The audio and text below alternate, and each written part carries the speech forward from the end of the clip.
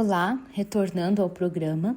Bom, nós seres humanos somos seres de linguagem e somos coletivos. Precisamos uns dos outros. O uso exagerado de celular e dessas tecnologias cria uma interação assíncrona, sem afeto, sem imaginação, sem uso de raciocínio e do pensamento, levando um apodrecimento do cérebro pela falta de uso dele mesmo. E o ser humano perde a sintonia, entrando em colapso mental, como está acontecendo com a nossa sociedade. Nesse mundo virtual não há regras da lógica humana. Você está sujeito com maior facilidade a golpes, manipulações e abuso sexual, fazendo com que os pais apliquem uma superproteção exagerada no mundo real e deixando em aberto essa proteção no mundo virtual, sufocando as crianças, deixando-as de pensar por si próprias, incumbindo as crianças também de exageradas funções acadêmicas, sufocando-as cada vez mais e podando seu pensar e imaginar livre e espontâneo. O que eu quero dizer?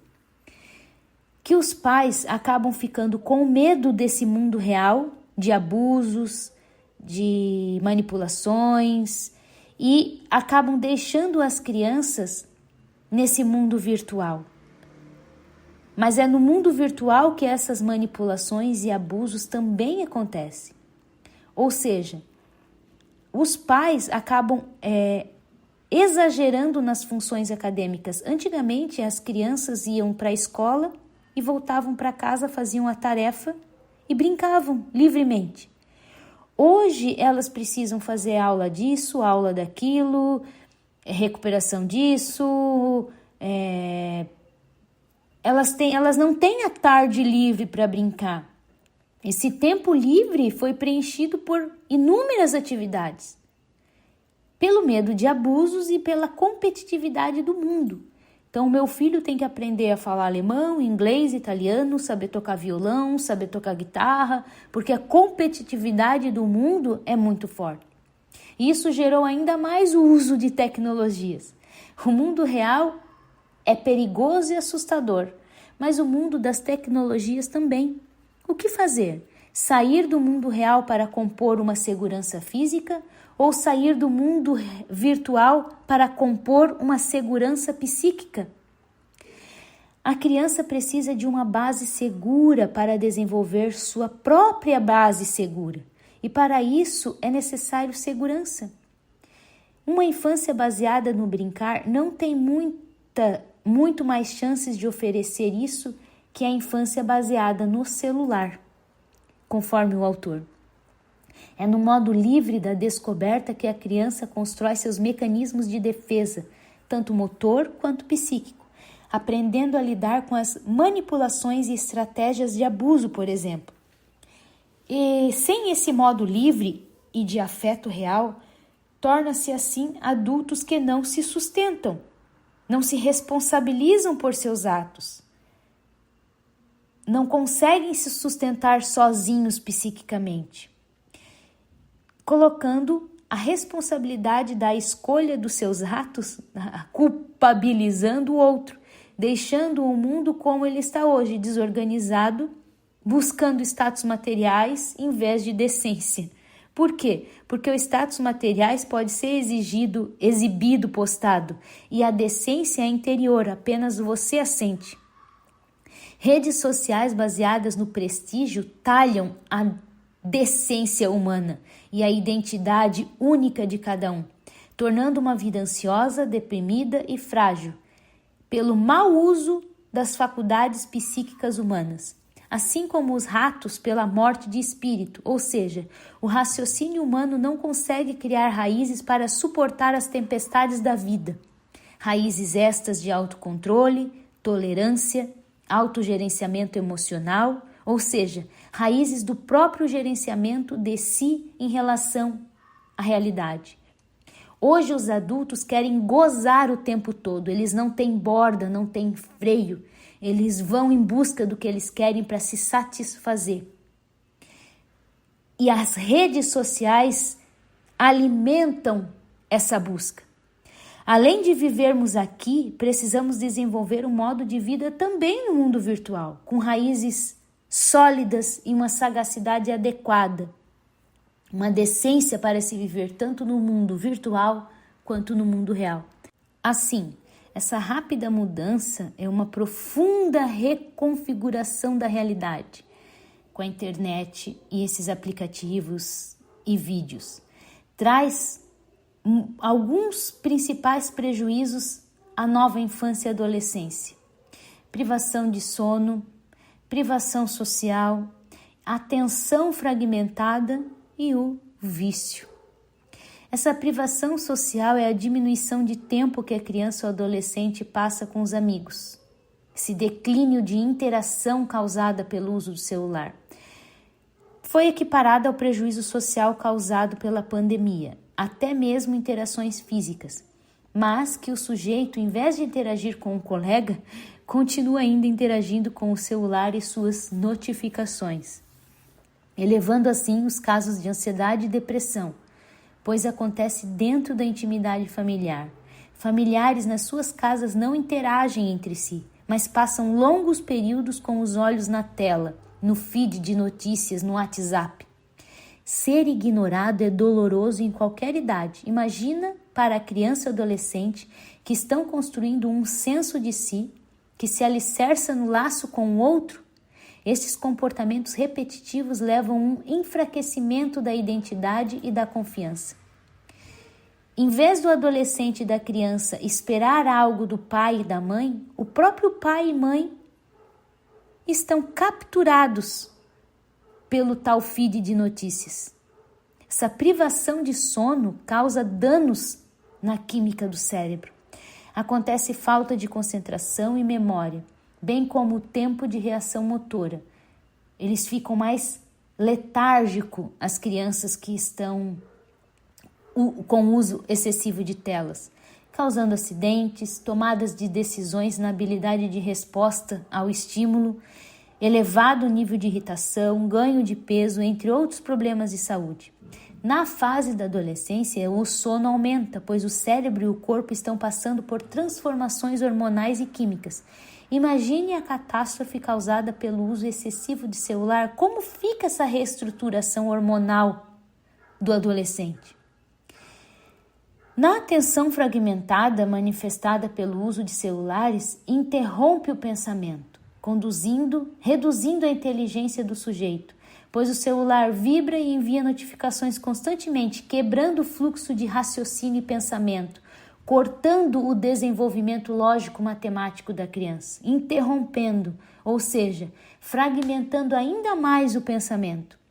Atenção é a escolha que fazemos de nos manter em uma tarefa, um pensamento, um caminho mental, enquanto saídas atraentes nos chamam, que são as notificações de celular. Quando fracassamos em fazer essa escolha e nos permitimos desvios frequentes, acabamos no estado confuso, atordoado e distraído. Não é à toa que os diagnósticos de TDAH aumentaram.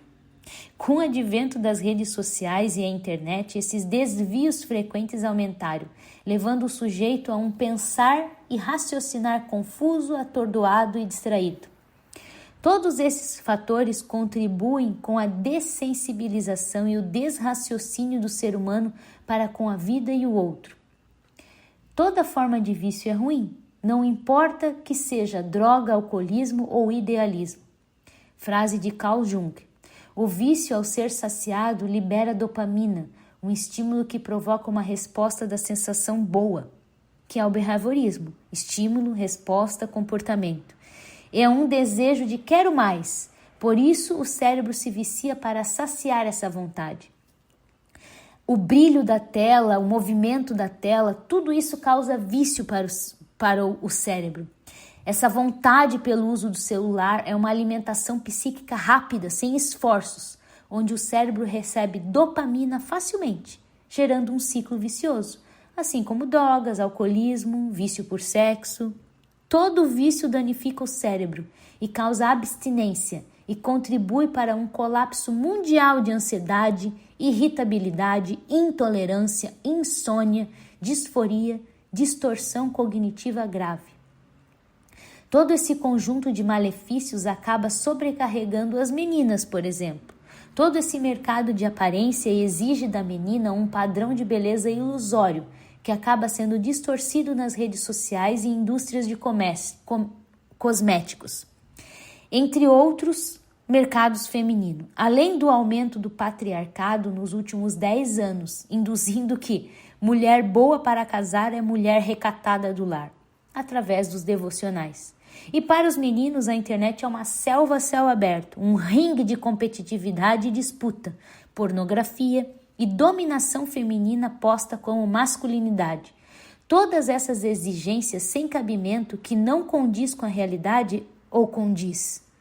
Carrega um peso de dissociação e transtornos, levando a crer que, para acabar com essa dor psíquica, o suicídio parece ser o melhor caminho para muitos adolescentes. E como aumentou o índice de suicídio na infância e na adolescência. Esse colapso mental distorce ainda mais a dualidade da realidade, que já existe a priori, a tal lei da sobrevivência. Budismo, taoísmo, Vedas, sutras, entre outros, ensinam a construir essa ponte de equilíbrio e autocontrole mental e emocional. Ao meu ver, a única saída para enfrentar a avalanche de catástrofes que ainda está por vir é concentrar-se em dominar a si mesmo. Não é algo exclusivo da globalização que a humanidade está assim, mas a falta de responsabilidade por seus atos, em depositar sua vida nas mãos de Deus. A globalização acelerou algo que já está direcionado para dar descarga, vamos assim dizer. Assim como na experiência de ratos, estamos vivendo um momento em que a humanidade tem tudo o que quer pela velocidade da internet. A geração atual está frágil psíquica e emocionalmente. O que será que acontecerá com a humanidade nesse rumo caótico? A morte de espírito é o agravante central, pois a falta de propósito, de vínculo consigo mesmo, faz a ruptura com a vida. A realidade não faz sentido, ela exige de nós. Você precisa construir um sentido interior para depois interagir com a realidade. Ela, a realidade, está nos deixando cansado. A dor de existir está insuportável com toda essa velocidade, com toda essa informação, com toda essa disputa. Nada vai lhe completar ou lhe preencher. Nada do que venha dessa realidade. É só no encontro com a gente mesmo que podemos nos sustentar daqui para frente. Não é nada que está fora, nada. A resposta para a humanidade prosseguir é refletir a própria luz para iluminar essa realidade. Estamos todos cansados, está todo mundo se consumindo e agindo de modo superficial. Precisamos nos concentrar dentro de nós e acolher todos no coração para ajudarmos uns aos outros de forma decente. Vou fazer um fechamento desse programa com uma poesia da minha autoria. Vou te contar um segredo do universo. Tudo que você acredita é o inverso. Pare de mentir, pare de julgar. Comece a amar sem separar. O todo é igual. Ninguém é normal. Chega de dominação. Ouça seu coração. Pare de almejar. Basta aceitar o som dessa canção e a mente deslacrar. Haja com consciência. Diminua a emoção. Amplie sua visão. Você é igual ao seu irmão. O seu Deus está falido, precisando de abrigo. Sua palavra se quebrou. E seu plano acabou. Não existe escolhido. O livro foi invertido. A vida desabou. Esse Deus falhou. O Criador adoeceu. Olhe a humanidade, enxergue a realidade. Veja a verdade. Essa estrutura vai cair. A terra vai ruir. Deixe acontecer para o novo florescer. Obrigada pela gentileza em ouvir. Um abraço no coração.